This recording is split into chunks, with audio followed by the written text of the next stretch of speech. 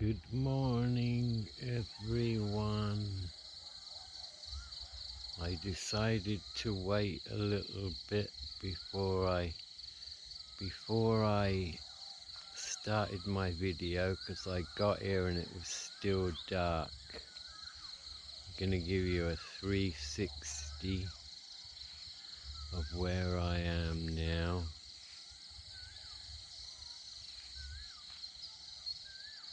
There you go. There's the 360.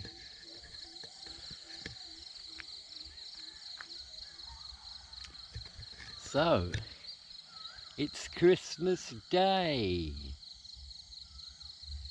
Merry Christmas to everyone. I'm not a religious person. I'm very spiritual, but I'm not religious. But this is the season of giving and being good and love and compassion and all that, so I'm for all that. Wherever you are in the world, I really hope you enjoy your day. People in Europe will be freezing cold, but they've got Christmas trees and gifts and everything else. So yeah, a time for celebration. I went to sleep last night at 8 o'clock and I did something that I've learned actually works. I went to sleep last night, and just before I went to sleep, I said to myself, I'm gonna wake up with a great idea for a video in the morning. And I opened my eyes about 2 o'clock in the morning, and there it was. The greatness of humanity. That's what I'm going to talk about today. The greatness of humanity. We are an amazing species when you really think about it. And I believe there's greatness in all of us. And we're all unique.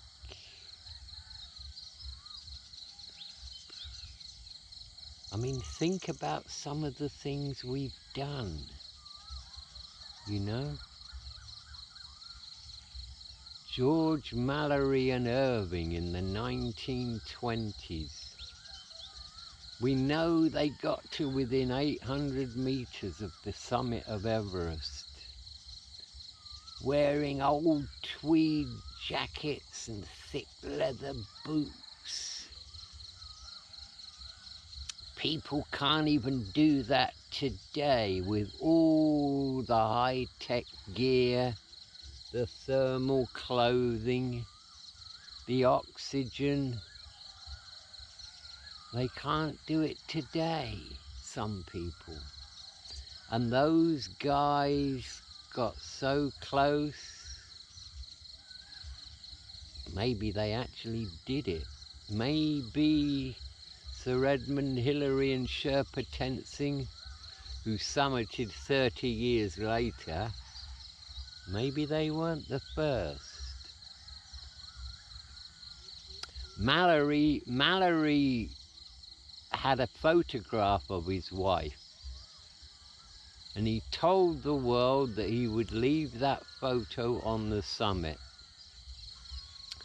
Well, when they found his body a couple of years ago, there was no photograph. And they did take a camera with them, but Mallory didn't have the camera, which meant Irving did. And it's quite possible that they did reach the summit and they did take pictures of it. And apparently in that the celluloid film could still be developed.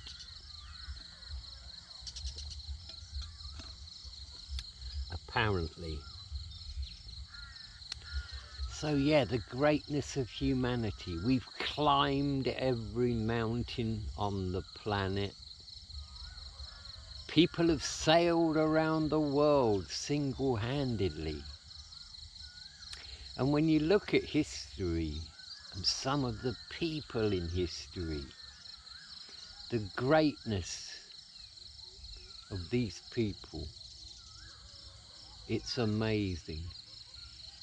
Individuals who just seem to shine.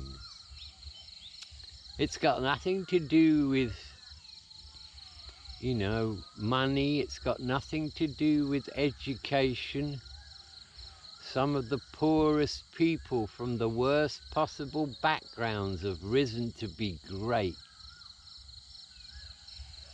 So, yeah, you know, we are an amazing species. I was listening to Alex Collier the other day. Alex Collier is a contactee. He got taken away by the Andromedans when he was 10 years old. They took him onto their ships and everything, and he's been in contact with them ever since. And they told him human beings are incredible creatures. And they said that it's known throughout the galaxy that human beings are special. We have emotions, we have creativity, we have imagination. I mean, look at the beautiful art that we've created over the centuries. Michelangelo, marble sculptures, absolutely incredible. Think about the wonderful music we've created and played. Was it Mozart who wrote all his music, and like many other great artists, he said he had no idea where it came from, like a download. Yeah.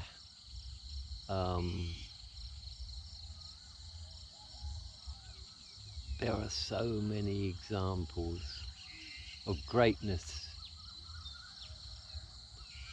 and yet there are people who do nothing with their life, you know? There are. There's all kinds of people. There's good people, there's great people, there's bad people, there's evil people. How can we all be so different? There isn't another Paul Wallace on this planet. Well, there is actually a guy called Paul Anthony Wallace, who's also a writer, a much better writer than me. But he's you know, we have the same name, but he's a different person. We're all different. We're all absolutely unique. Whatever your name is, wherever you are, there's not another one of you. And I think that's pretty incredible. And if you were to ask the question of, well, how can we all be so different? Then, if you think about the fact that we're eternal souls, and we come back again and again and again, then it makes more sense, you know. Some souls have been here so many times, they have so much knowledge. But every time we come back, it's a clean slate. We can't remember who we are. We can't remember our past lives. And we have free will. There are so many temptations around us on this planet, and we have a choice. We can serve ourselves or we can serve others. And many people fall into the trap of material possessions, taking advantage of other people. But we all have free will. We all have free will.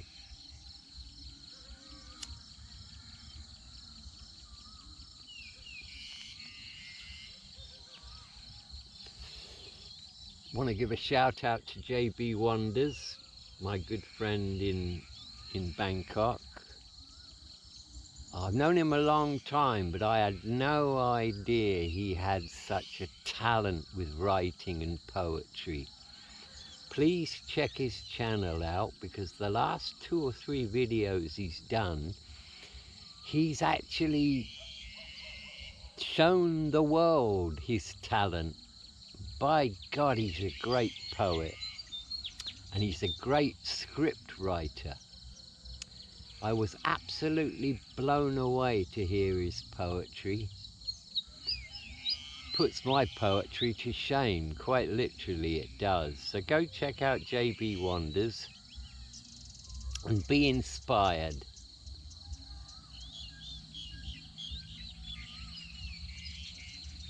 We all have greatness within us. It just doesn't come out with some people. Some people are born and they're born to shine. And they do. Whatever field they get into, it might be science, it might be the medical profession, it might be business, but they shine. You can't keep greatness down. It will come out. And yet, I think with some people it comes out in adversity. Adversity brings out greatness. I mean, you look at the heroes and the heroines of the First and Second World Wars, the people who saved so many children, Schindler's List and all that. Yeah. We really are a very unique and very special species. And I don't believe we evolved from apes. Yes, we might have 95% of the same DNA that apes have. But I believe that it was the Anunnaki who came here millions of years ago. And they created us. And lots of other ETs came after that, and they tinkered with the DNA. And we ended up with what we've got now. We're all ETs, I guess. A little bit cold this morning. I would say it's probably about 18 degrees right now. Yeah. Christmas Day is not really a special day for me and my family. It will be a regular day, you know. Yes, it will. It will be a regular day. But I know it's special for European people.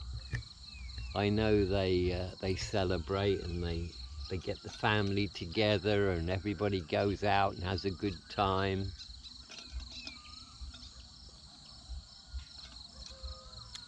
That's great. I watched an interesting video yesterday about a man. I'll leave a link in the video description for this because it's well worth looking at. Something happened to this man. I think it was in the mid-70s. It was either in the 70s or the early 80s. Before we had smartphones, it was. He was a doctor. He was in his 30s. and he was outside near a lake, and he was on a payphone. He was on a payphone having a call to somebody, and he got struck by lightning. And he said he saw this huge flash in front of him, and he got thrown backwards, and he stood there and he thought, wow. He realized he'd been hit by lightning. And then he looked around and he looked at himself and he thought, well, I'm okay. Wow, that's amazing. And then people started running towards him. And he stood there and he watched somebody, and they ran straight through him. Straight through him. And he turned round to look at what they were running at, and then he saw himself on the floor with smoke coming off his body. He tried to, say, hey, I'm over here, I'm okay. But no, a woman was kneeling down in front of him, and she started to give him CPR. And the next thing, he's gone to this wonderful place, and he had this overwhelming feeling of love, a feeling he could not describe in words, and he knew he was dead, but he thought, this is wonderful. Okay, I've gone. I'm okay with it. Before he had a chance to do or think about anything else, bang, he was back in his body. And it's a long story, but I'll keep it short. The woman behind him was actually waiting for him to finish on the payphone so she could make a call. And she was a nurse. I mean, what are the chances? You get struck by lightning and then there's a nurse right behind you. She gave him CPR and she saved his life. Didn't really have any injuries, that's amazing. He had a burn on his side of his face, where the electricity went into his body, and he had a burn on his right foot where it came out of his body. And he didn't even go to hospital. He was a doctor. He didn't even go to hospital. Because he said, I'm okay. And he seemed to be okay. There was nothing wrong with him. He didn't lose his memory. And, he went about his daily routine, and he went back to work. He was actually a surgeon, I think. And he said, now this guy was never, ever really interested in music. I mean, he liked jazz, he said. He liked jazz, being born in the 60s. He liked jazz, but he had no real interest in making any music. And he said about a week after the incident, he started to hear this classical music in his head. And it wouldn't go away. And I think either he had a piano in his house or his friend had a piano. But he was drawn to this piano. And he sat down, and he'd had a few piano lessons when he was very, very young, but he didn't like it, so he quit.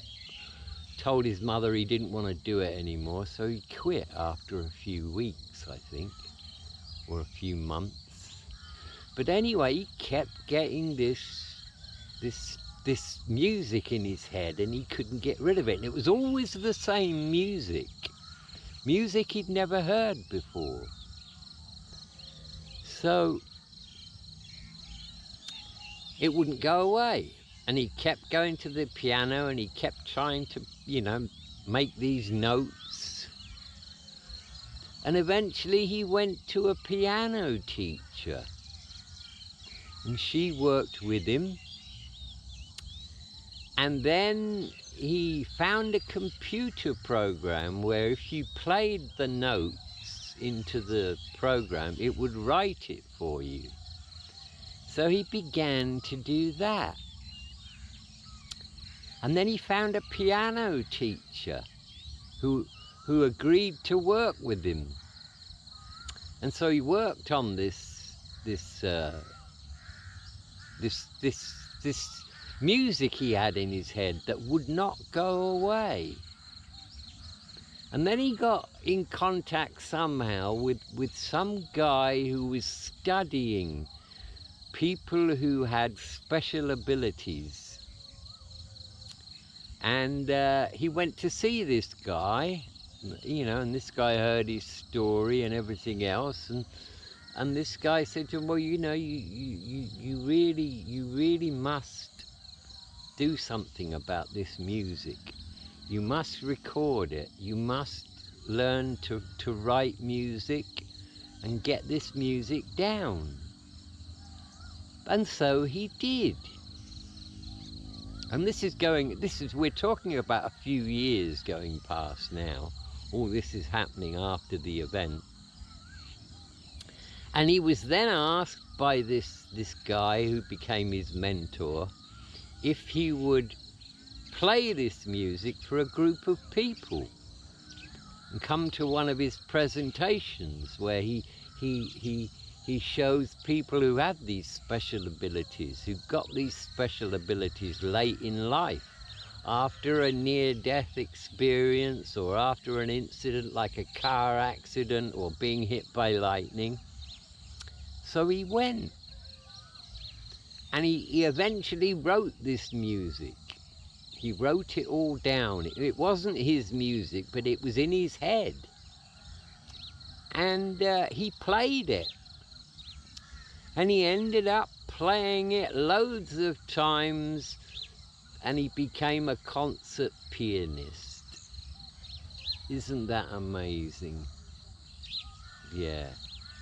I will put the YouTube link to that in the description, so you can go and listen to this guy talking about how it all happened. And you know, J.K. Rowling, I remember listening to J.K. Rowling once, and she said she wrote down the whole Harry Potter concept on a notepad with a pen on a train, and she couldn't keep up with it. She was writing so fast she couldn't keep up with it. It was like a download. And she got the whole concept in 40 minutes. Had no idea where it came from. So, you know, and when I think about Rupert Sheldrake's morphic resonance theory, could it be that all the great things that humanity has ever done is in some morphic field, and all we need to do is tap into that field and we can have all that knowledge? That's very much a possibility. It explains a lot. It explains how people get this amazing talent, and they create such wonderful things. It might be art, it might be music, it might be poetry or novels. Yeah, it really is crazy. I brought my cup today.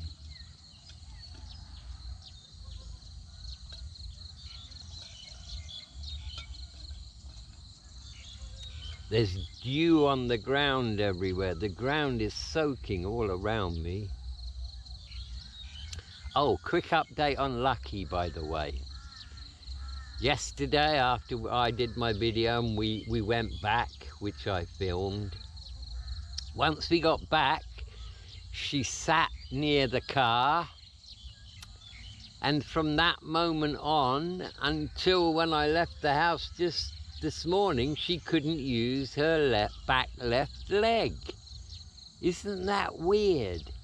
She came all the way out here And when she got here, she didn't just sit down, she walked around these fields while I made my video for like an hour, showing no signs of having a bad leg at all. And then walked all the way back, and now she's got a bad back leg again. She can't use her back leg. She hops on 3 legs.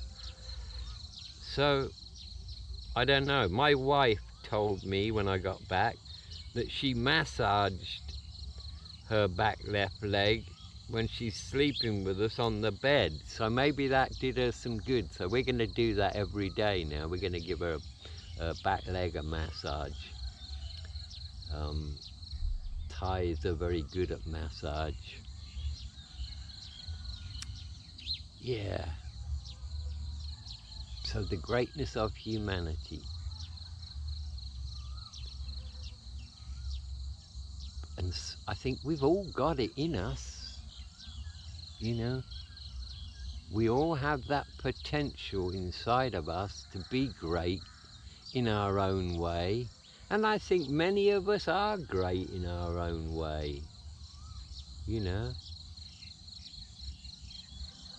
But maybe also there's so much potential that is untapped. People who don't rise to greatness where they really could, if maybe they had some self-belief, or if maybe their circumstances were different.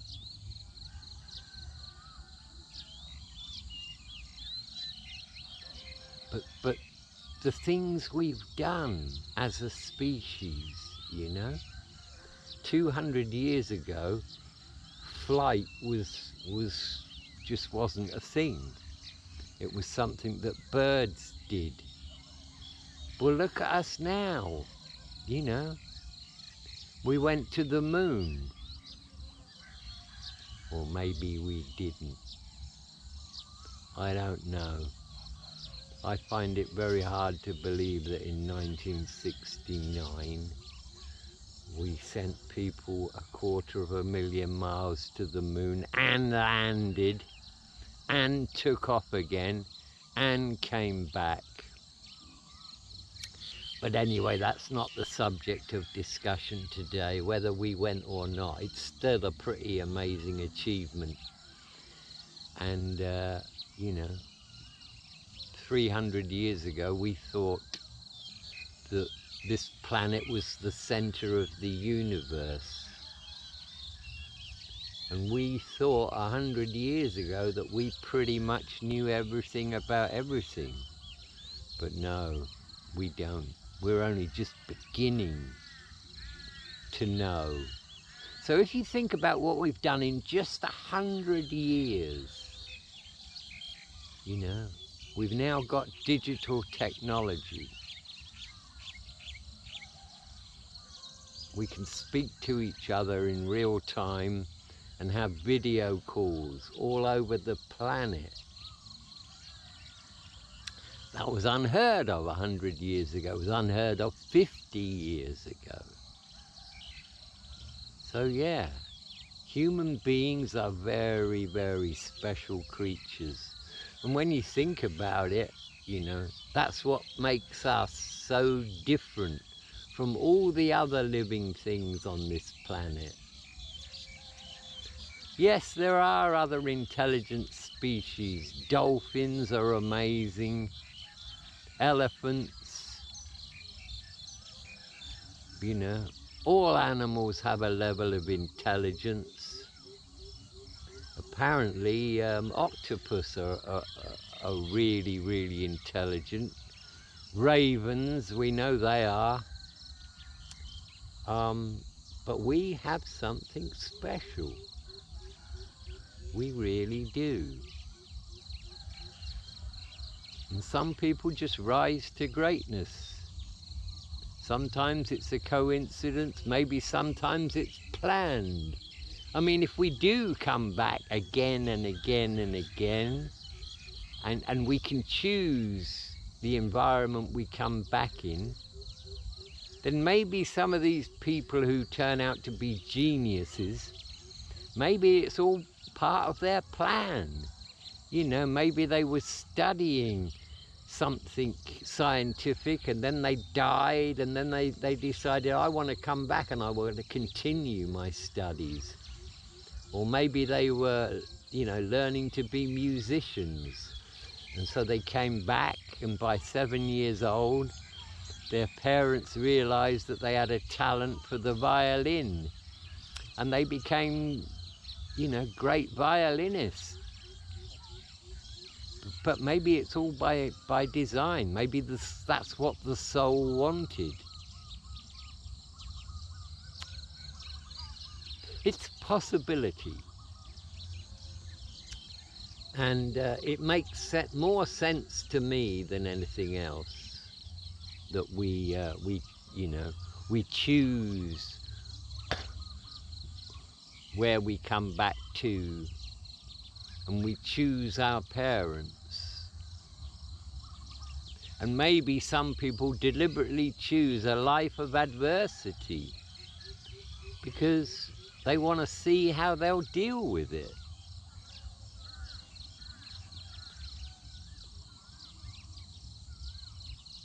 But one thing we can be absolutely sure of, and that is the greatness of humanity, because there's been so many examples of it.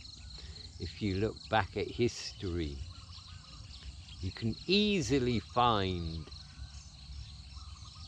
people who inspire when you look at the past and what we've done. And I don't think our history tells us everything at all.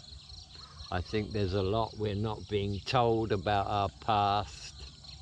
I don't believe humans, you know, just happened to evolve 60,000 years ago.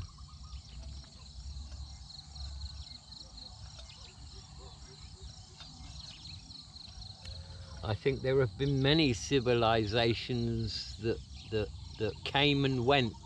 Atlantis was a thing. I do believe that. Yes. And tomorrow is a bit of a special day for me, but not in a good way. Boxing Day. I've had some terrible things happen to me on Boxing Days. I've had 2 really bad car accidents. I ate 7 grams of hash on a Boxing Day in the back of a police car. I made a video about that, about drugs, one of my earlier videos.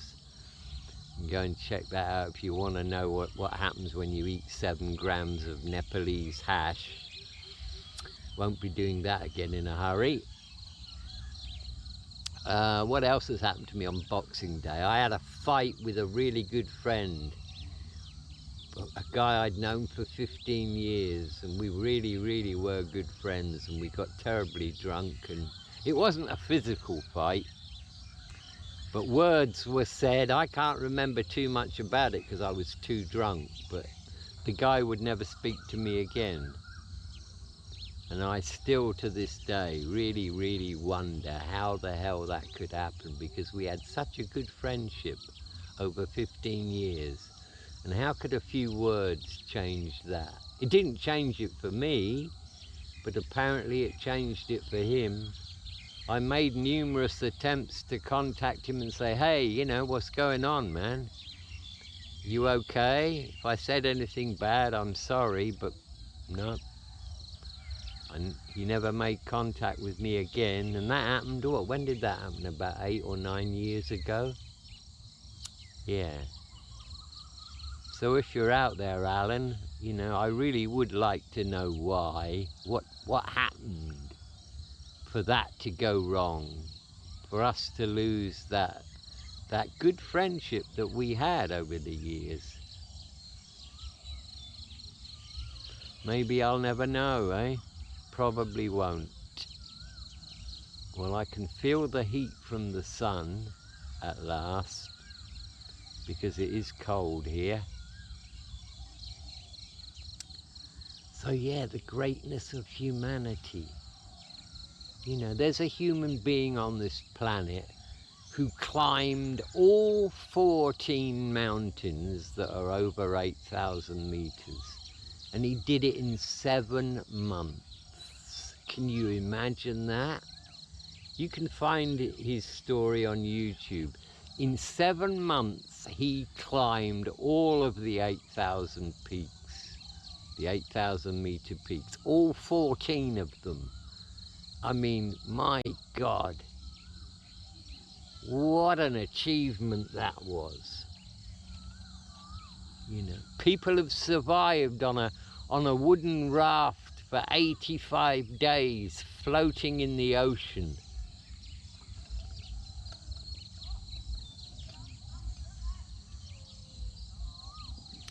People have done incredible things. All you got to do is search for it and it's all there.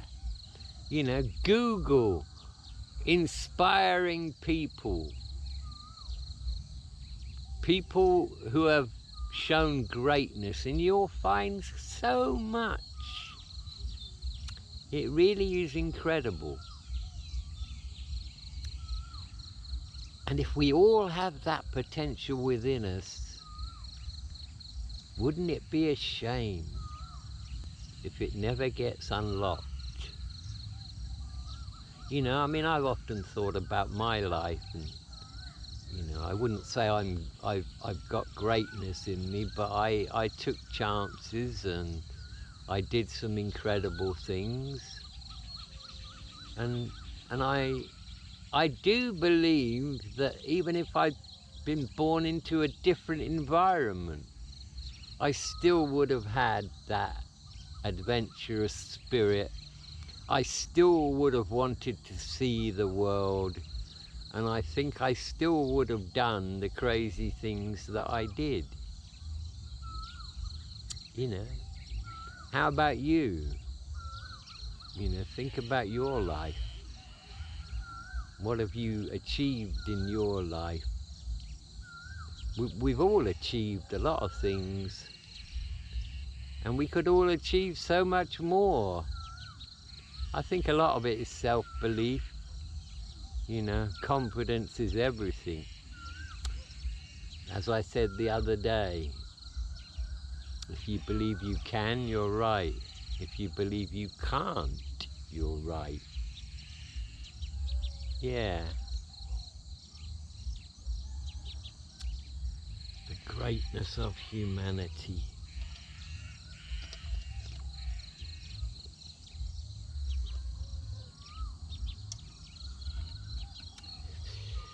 In medicine, we've done so many things. And I think also we've lost so many things medically.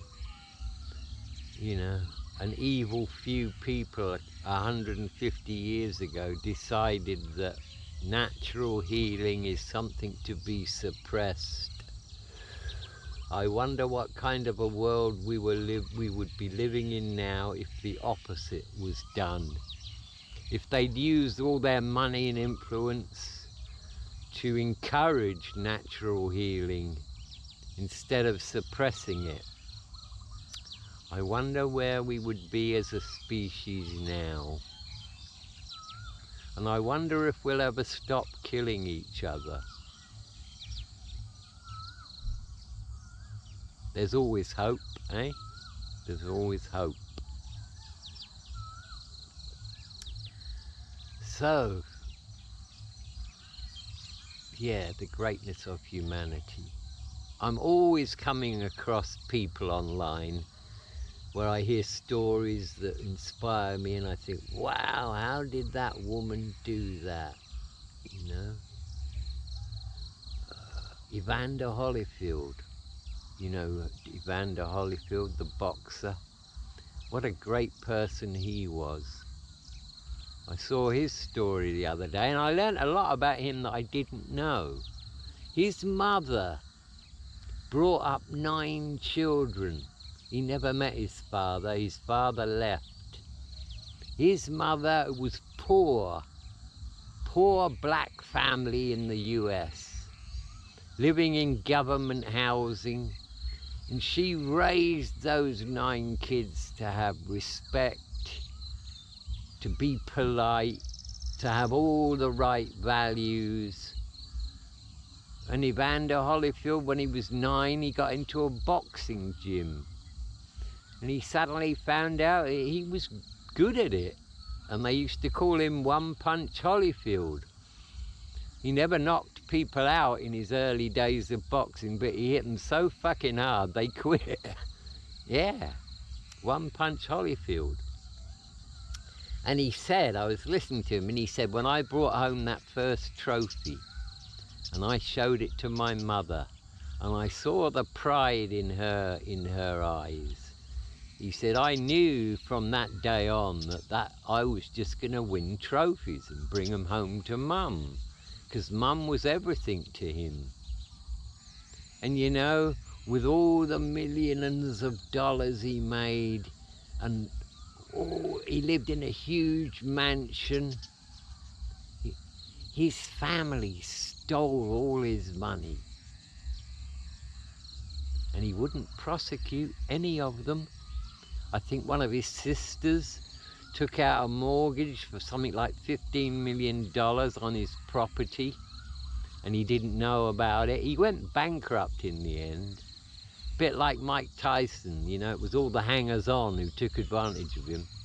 And all his family members who ripped him off, that, you know, the interviewer says to him, why didn't you take them to court and charge them with theft? He said, no, they're my family. I could never do that to them.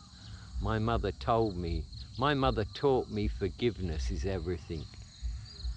And, you know, and the guy says to him, well, you know, aren't you sad when you think about all that beautiful mansion you had and all those cars and all that money? He said, no, I've got my health.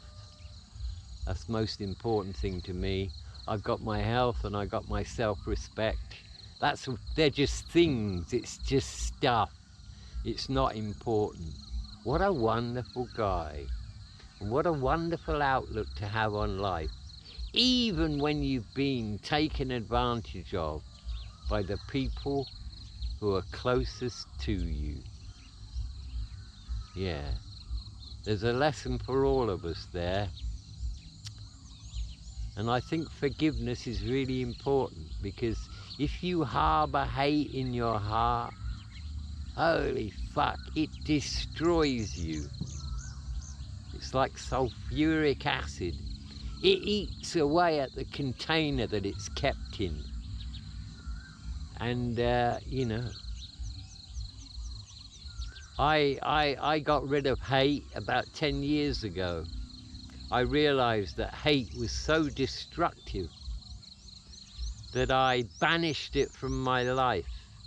I vowed never again to hate anybody or anything. So I only have love in my heart now, you know. I don't hate anybody. I have compassion for evil people, you know. They've just chosen the wrong path.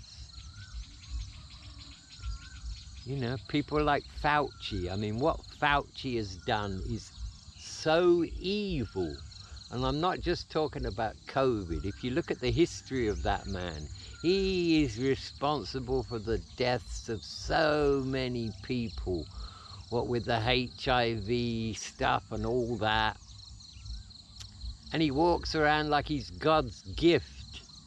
What an evil creature. But I have compassion for him. You know? He has to live with that, by the way. He has to look at himself in the mirror every morning when he brushes his teeth. And there's no escaping that. No amount of money is gonna cover that up. Somebody left a comment on one of my videos the other day, which I liked. Very interesting comment. He says to me, Paul, what happens to really evil people when they die, when they cross over? And I thought about that for a while, and I answered, I replied, and I said, well, I think what happens to those people is when they cross over, they realise what they've done, how much suffering they've caused, and they actually feel all of that suffering themselves. So it's not a punishment, it's not a judgment, it's just self-reflection.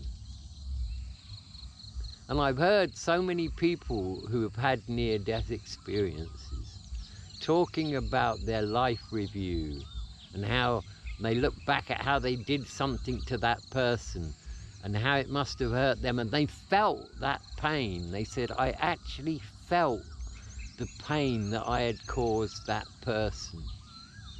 And that might have been just a minor incident, like beating somebody up.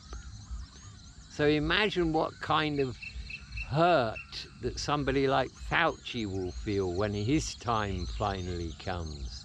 Holy crap. So there is no getting away from it, you know. There's nobody judging you, but it's self-reflection. If you have chosen the wrong path in this life, then once you cross over, you realise that, you accept that, and maybe most importantly, you understand it. That's my opinion. And so we've all got to face our shortcomings, and we all have them too. You know, there's no doubt about that. We've all done bad things, me included.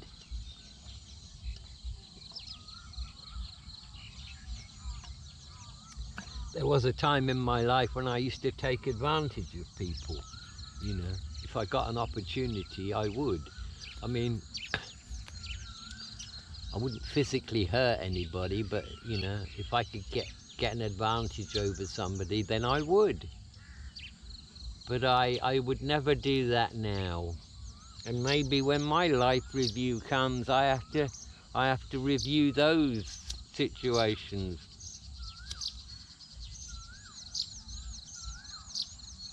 But I've seen the light now, so I won't be doing anything like that. And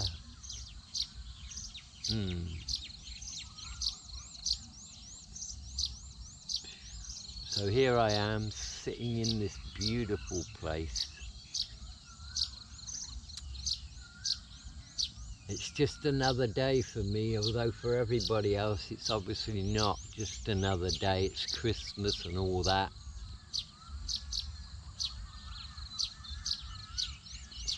But Christmas is a time for good feelings. Everybody should have good feelings. There's a little bird sitting in this tree above me here. I can hear him, but I can't see him. He's chirping away quite happily.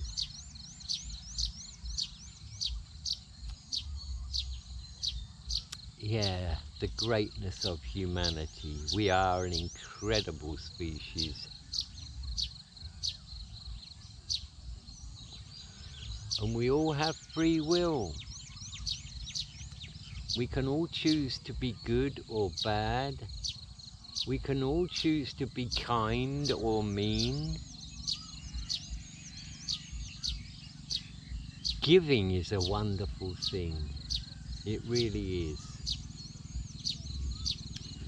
I bumped into a YouTube channel not so long ago. Waddy cap.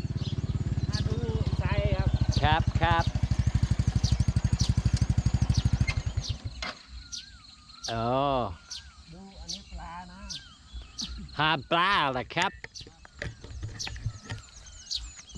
This guy lives next door to me. He's out looking for fish. This guy knows nature. He kills squirrels and rats and fish. Yeah, he's off now to see if he can find some fish. I guess he's put traps out. So he knows all about nature, this guy. And you can't condemn him for killing things because he eats them. You know, he's not doing it for sport or pleasure.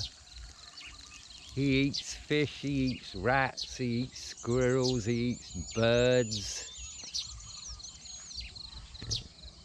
So I'll have a little chat with him when he comes back. Oh no, he's gone, he's way over there now. Look, he's checking his traps.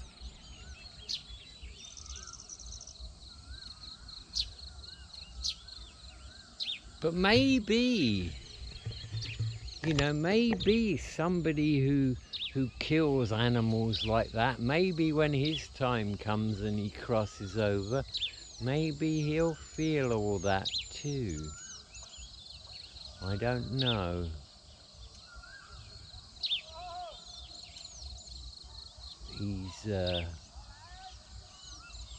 He's an okay guy. A lot of people in the village don't like him.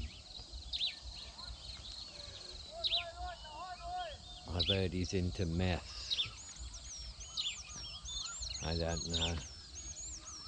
I don't like to. I don't really hold too much with gossip. People do like to gossip around here. I do know that. Quite a few people in the village don't have good things to say about this guy. But he's always been fine with me.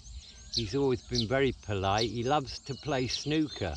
I was going to start playing snooker with him because he knows where there's a good snooker hall around here. But my wife says to me, well, I wouldn't if I were you. And I'm like, well, why? She said, well, he's a meth addict. He's a meth addict and everybody knows he's a meth addict, including the cops. And I thought, shit, if I'm in a car with him and he's got a pocket full of meth pills, you know, and the cops stop us and they find him and they find his meth pills, that's me gone too. Because that's how it works, by the way. So I got a bad feeling about it and I decided to give him a wide berth. And he keeps asking me about snooker and I said, oh no, I'm too busy, I've got too much work to do. So I'm going to avoid getting too friendly with him. He's coming back now, look. He's coming back. I'll have a chat with him when he gets back here.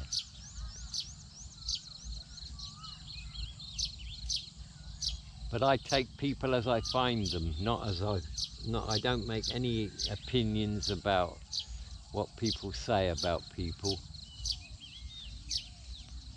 He's coming back now. เจอไหมปลาเหรออ๋อไอ้ก็เห็นคุณขยันนะไอ้ก็เห็นทุกวันคุณก็ไปนู่นไปนี่ไปเรื่อยๆแล้วครับเหรอแล้วได้หรือเปล่าไม่ได้อะก็เป็นบางวันใช่ไหมไอ้ใช้วิดีโอไม่เป็นไรนะสโมกมีครับมีบุหรี่เชิญนะและไอ้ก็ดูใน Google สำหรับที่เล่นสนุกเกอร์เขาบอกว่าปิดแล้วนะที่คูขันปิดหรือเปล่ายังครับยังเหรอเดี๋ยวสักวันหนึ่งเราก็ต้องไปนะครับถ้าไปเดี๋ยวไปครับก็ดีอายุพอเป็นอยู่ไอ้ก็ชอบมากนะสนุกเกอร์ชอบมากเลยจะไปทุ่งนาก่อนโอเคครับโชคดีนะขอให้ได้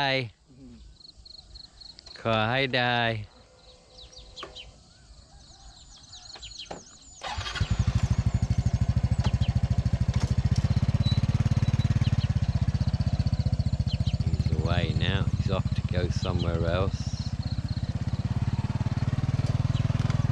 He's a different guy when he's had a drink, I will say that. He likes to drink Lao Cow. He'll work for my mother-in-law for free. He laid all that topsoil down to build up the ground where I park my car. And he'll work for my mother-in-law for free. All she's got to do is buy his Lao cow. So 120 baht, and that guy will work 10 hours for you, physical work. Yeah. He's polite, he's nice to me. Nobody else in the village likes him. But until he does something to me, I'm fine with him.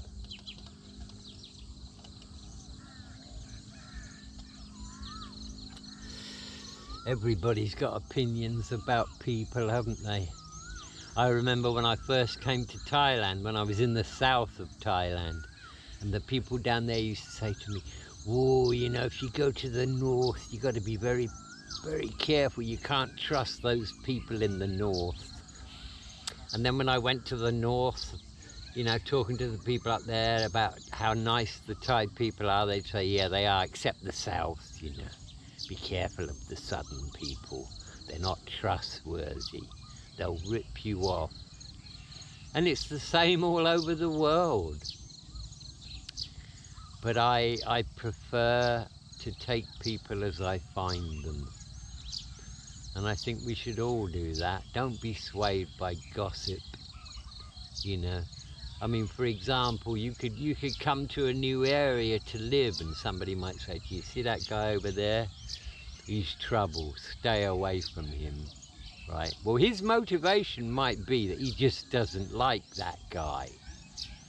And that guy might be a great person, he really might.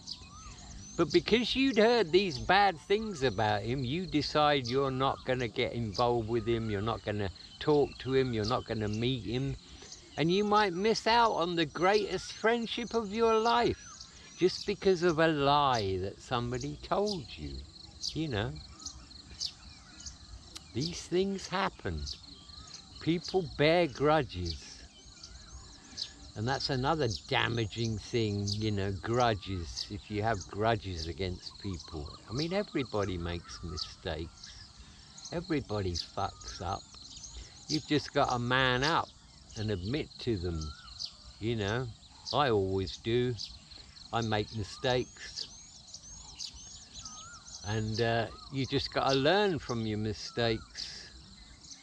That's the key to everything. Learning.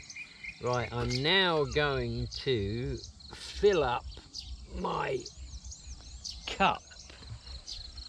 I brought another bottle of tea with me. I don't drink this amount of tea all the time, by the way, guys. You see me guzzling tea. It's just a morning thing for me. I stopped drinking tea about 1 o'clock in the afternoon. So I don't know, I probably drink 1.5 litres of tea a day. It does give me a lift. It does give me more energy and focus. So cheers, here's to a good Christmas.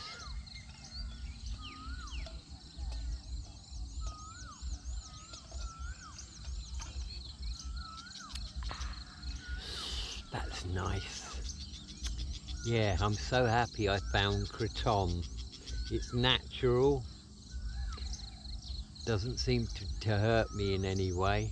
I'm as healthy as a horse, and I've been drinking it for 5 years. I think kratom is gonna change the world in many ways. The Americans are really into it now. So are the Canadians, apparently. Yeah, and it's natural. It's a bit like coffee.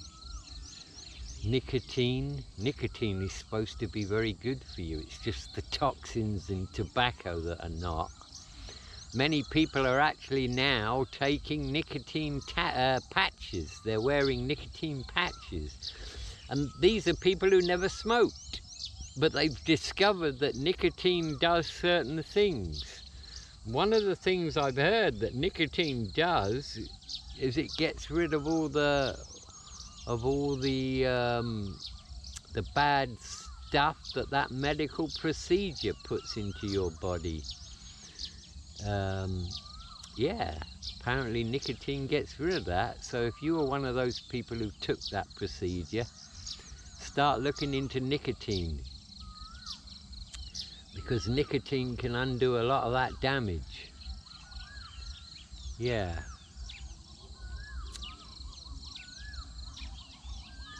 Wow, I'm so glad that sun's come up now, because it's warming up a little bit. That bird, where's that bird? Oh, there he is. He's right at the top of the tree. He's a tiny little chap and he's chirping away there. I wonder if you can see him if I show you. You probably can't, but he's right at the top of that tree. He's a beautiful little bird with a white head, and he's sitting there chirping away happily to himself. He's on his own. Yeah. There's the sun, look. So with that, we're at 1 hour now. My battery's about to go. I think I'll probably call it a day.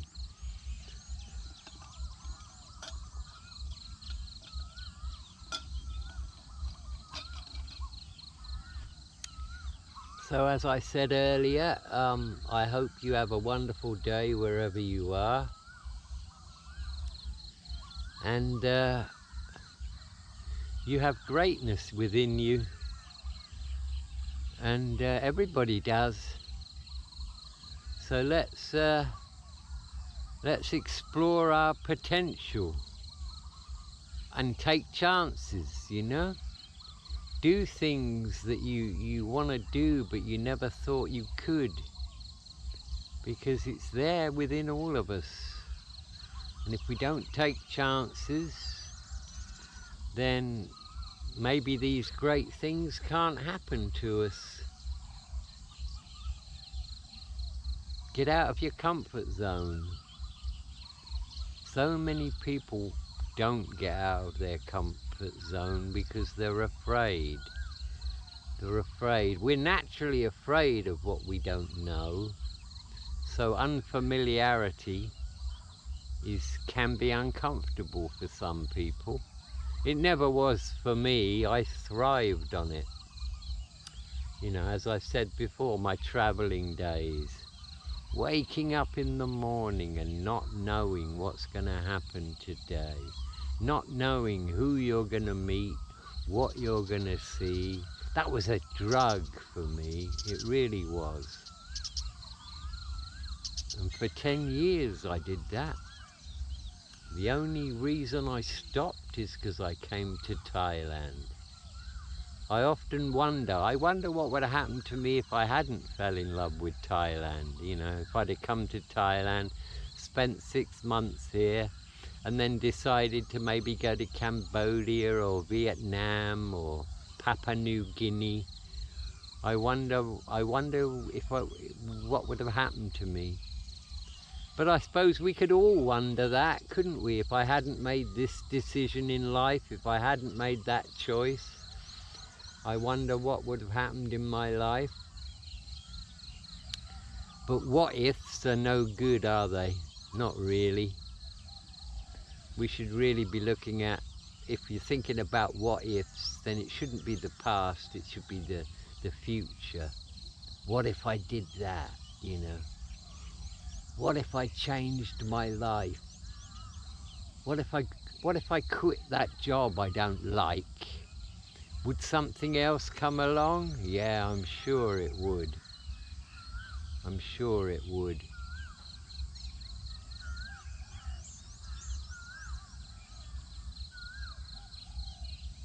So I might just ramble on for a while now. I can always edit it and cut it out if I don't want to use it.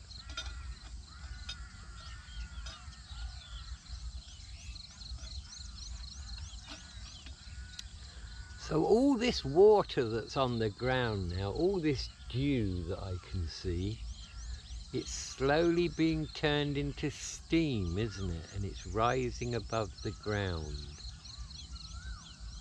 Did you know that water can never be destroyed? It just changes form. So the sun heats up the dew goes up into the atmosphere, it hangs around up there, and it eventually gathers together somewhere and comes back down to the earth as rain. So yeah, water can never be destroyed. It just changes form. It either becomes steam or ice.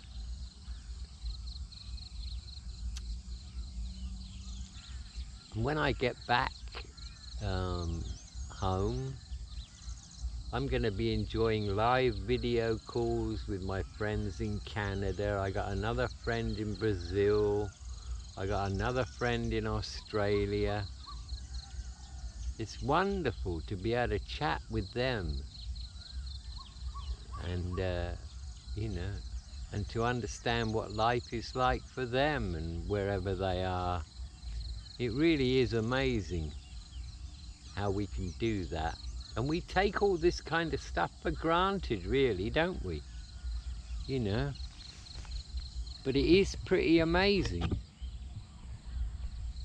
50 years ago, if you'd have shown somebody, you know, the latest iPhone, it would have blown them away. That you could do all these things with that little handheld device.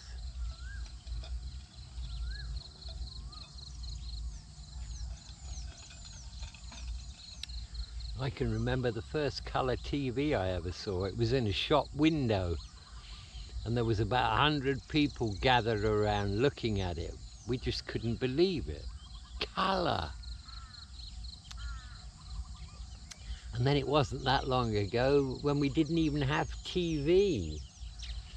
And before that we didn't even have radio.